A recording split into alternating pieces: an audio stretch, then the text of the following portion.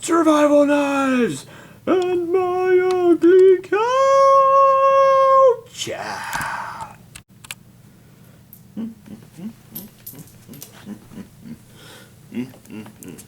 Survival knives.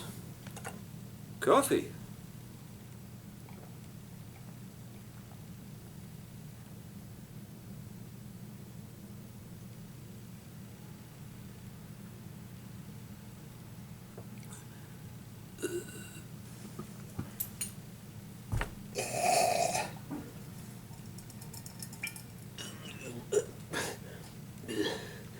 Let's finish. Yeah. Survival knives. But I ain't around here. Move some stuff before something falls on my foot. And how did you spear your foot? Don't ask. You again. In my little bang and round bag, I don't carry too much that's big. Mostly because somehow I'll get in trouble with it. So I tend to go with the smaller stuff. I left this part till the end of the video because I knew if I put it at the beginning or the middle, nobody would watch after that part. So if you stayed this long, thank you. Again, little moldy tool. I like moldy tool type knives for just basic going around because they've got tools on them. I can fix things, I can use them to make bigger tools. A larger, heavier knife I can, well, I can bash through a log with it, but I can't use it to, fix something when the car breaks down. So there's sort of a trade-off. Which is better? That's entirely up to you. Again, I tend to leave the bigger knives at home because I have to hoof up half a mile highway here to get to the area that we filmed the first couple segments, and that's guaranteed that a state trooper is going to drive by and, hey, you, come over here and... Anyway, for going to work, I go with small moldy tools. I go with, I had something here, where'd it go?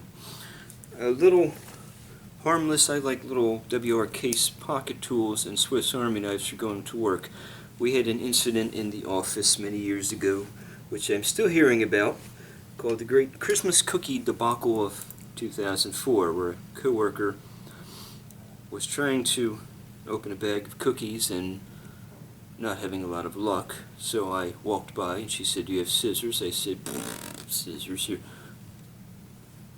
Of course now it's not going to open. Yeah, no problem. Opened the cookies and handed them back to her and walked off, and 5 minutes later there was a call from my supervisor, and why didn't you be nice to it? In hindsight, it wasn't well thought out on my part. Anyway, I now take small little uninteresting little pocket knives into the office because I can open boxes and letters and things, and it's not going to upset anybody. I took this, buddy and I went into a truck stop, and I sat at the table and whittled something with it, and a waitress came by and went, cute knife, like Granddad had, and went back to what she was doing.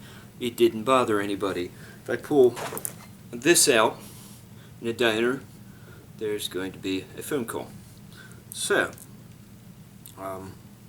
that's pretty much that. There's just some basic knives that I owned.